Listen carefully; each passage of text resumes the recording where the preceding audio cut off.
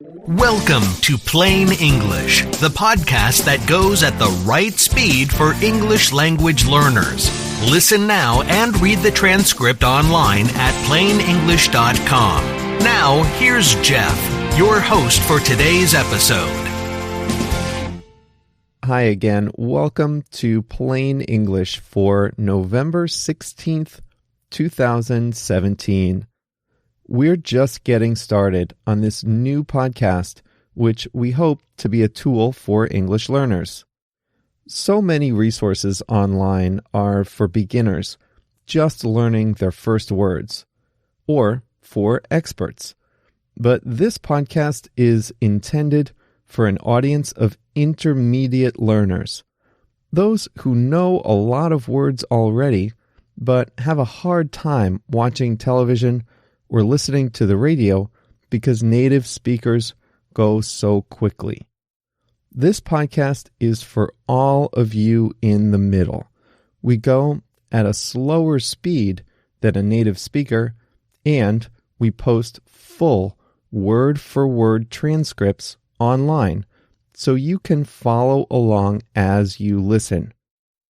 In addition, if you speak Spanish, you can use our interactive transcripts that translate difficult words and phrases instantly right on your computer screen or smartphone.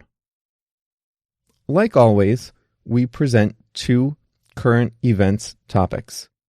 This week, we'll talk about the American family that escaped a pirate attack in the Brazilian Amazon, and the newest star on Hollywood's Walk of Fame, Mexican-American artist Selena.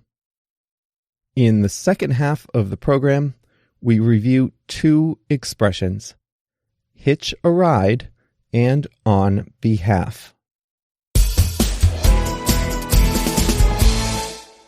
We start this week with a harrowing tale of survival in the Amazon region of Brazil, where an American family staged a daring escape from pirates and spent 3 days hiding in the jungle before being rescued by a passenger ferry. Got all that? Let me start at the beginning. Adam and Emily Harteau and their two young daughters, 6-year-old Colette and 3-year-old Sierra, were living in Brazil. Their family had left the United States in 2012, 5 years ago, on what was supposed to be a 1-year road trip to the very southern tip of South America. But the family fell in love with South America, and Adam and Emily decided to raise their kids on the road, using their travels as educational experiences. They had most recently been staying in Brazil and had decided to make their way back to California to be closer to the rest of their family. Their route home took them through the remote Amazon region of Brazil. Since there are few roads in this region, they hitched a ride with a barge, a ship that generally only carries cargo, not passengers. As they were going upriver, the barge was hijacked by pirates, who took the Harteau family and the entire crew hostage at gunpoint and locked them all in a tugboat while they robbed the ship. The robbery took place over several hours as the pirates unloaded everything of value on the ship. At about 1:00 a.m., after the robbery was already about 10 hours old, the Harteau family decided to make a run for it instead of staying in captivity. So Adam and Emily grabbed the family's surfboard and they jumped into the river. They swam about 1.5 miles, towing their 2 daughters on the surfboard and escaped off the opposite bank of the river. They then fled into the jungle in the middle of the night. Now, this part of the Brazilian jungle is extremely dangerous. The family weathered thunderstorms and extreme heat and had to avoid jaguars and snakes. They survived by eating fruit and insects. In case you're wondering why they didn't just look for help right away, they were afraid that the locals might be working with the pirates. In this part of the Amazon, there are few roads and people get around by boat, so there are few police around to ask for help. Meanwhile, police had arrived at the hijacked boat and discovered the family was missing. They assumed the family was either killed or kidnapped. The U.S. Embassy made contact with the Harteau family's relatives in California, saying they were missing. Finally, after 3 days in the jungle, the family heard a passenger ferry along the river, and they jumped back into the water to get the ship captain's attention. The captain was filling out paperwork on board the ship when he heard the family calling for him. As soon as he spotted the 2 young girls floating on the surfboard, he knew it was the missing family. The crew took them on board and offered blankets, clean clothes, and a hearty meal of beef and bean stew. The family was taken to a local hospital where they were treated for sunstroke, dehydration, and insect bites. They told their story to Brazilian police and eventually flew back to the United States. They posted a message on their Instagram account that said, "We couldn't be more ecstatic to say we are alive." The locals in this region were very surprised that a family was able to survive under those conditions. Some told newspaper reporters that nobody over there swims in the water due to strong currents. They also said that the jungle is too dangerous. At the same time, they validated the family's fears. Many local villagers said that because the region is so remote, they are especially vulnerable to pirates and crime since there is little police presence. The Amazon region is the size of all of Western Europe combined, and police say they don't have the ability to provide security to all of it, since the only way to get around is via the rivers. Can you imagine escaping from pirates with a 6-year-old and a 3-year-old on a surfboard? This family is extremely lucky, but something tells me that after spending 5 years driving through South America in a van, they learned a few things about survival.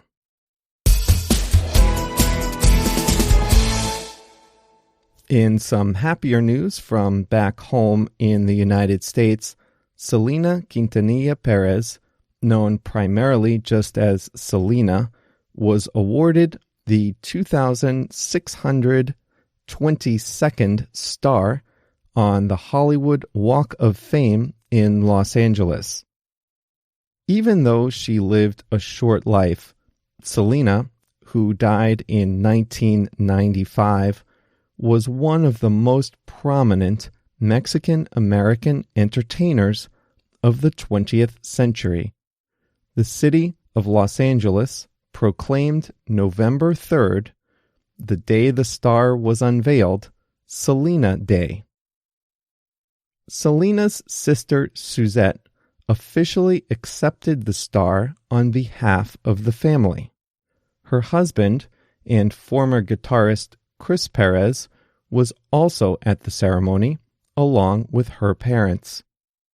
Over 4,500 people attended the event, a record-breaking crowd for the debut of a new star. Among the speakers at the event was actress Eva Longoria, who said that Selena made a path for Latinas with a dream to make it big in show business. Selena was originally from Corpus Christi, Texas, and began her music career in 1980 when she was just 9 years old. She played in a band called Selena y los Dinos, which also included her older brother and sister. She was recording just 2 years later. Her style was called Tejano, the name given to a style of music that originated in Texas by Mexican-American artists. At the same time, it was dominated by male artists, and Selena was often refused the opportunity to perform because she was a woman. But by 1989, she landed her first record contract with EMI Latin. Selena's first popular album was called Entre a mi mundo and included Como la Flor, one of her most popular songs. Other signature albums included Live, which won a Grammy Award, and Amor Prohibido, one of the best-selling Latin albums in American history.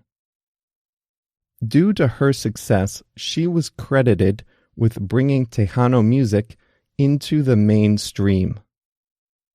Selena was active in her community and was known as a philanthropist.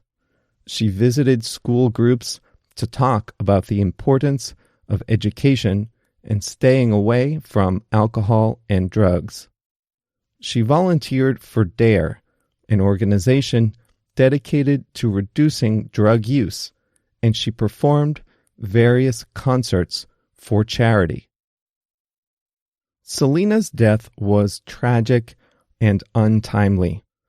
In 1995, when she was just 23 years old, she was shot and killed by a friend, former manager, and the president of her fan club, Yolanda Saldivar. She would have been 46 years old this year. Soon after her death, Dreaming with You, her final album, was released and debuted on top of the Billboard 200 charts, the first time a Spanish-language album did so. She left a strong musical legacy, with many publications calling her one of the most important Mexican-American artists of the 20th century, the queen of Tejano music, and one of the most celebrated cultural icons of the Mexican-American border area. When she was recording, she was the best-selling Latin artist worldwide. A few years after her death, Warner Brothers released a movie about her life starring Jennifer Lopez. There has been a flurry of attention paid to Selena of late. Google recently commemorated her with one of their doodles, or customized drawings, on the Google homepage. Madame Tussauds Museum released a wax sculpture of her. There is a new Selena line of makeup, and she was inducted into the Texas Women's Hall of Fame.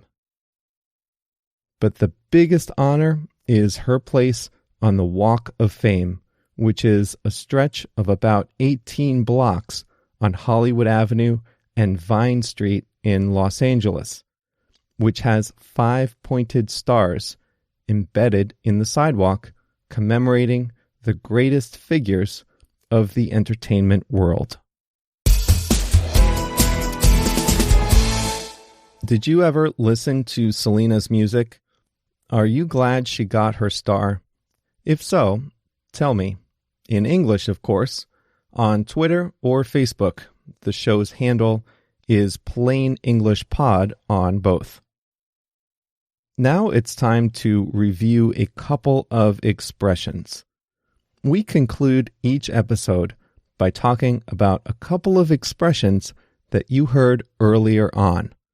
This week, the expressions are hitch a ride and on behalf. Let's start with hitch a ride. This originated with the practice of hitchhiking, which is not very common anymore. However, you're probably familiar with the concept.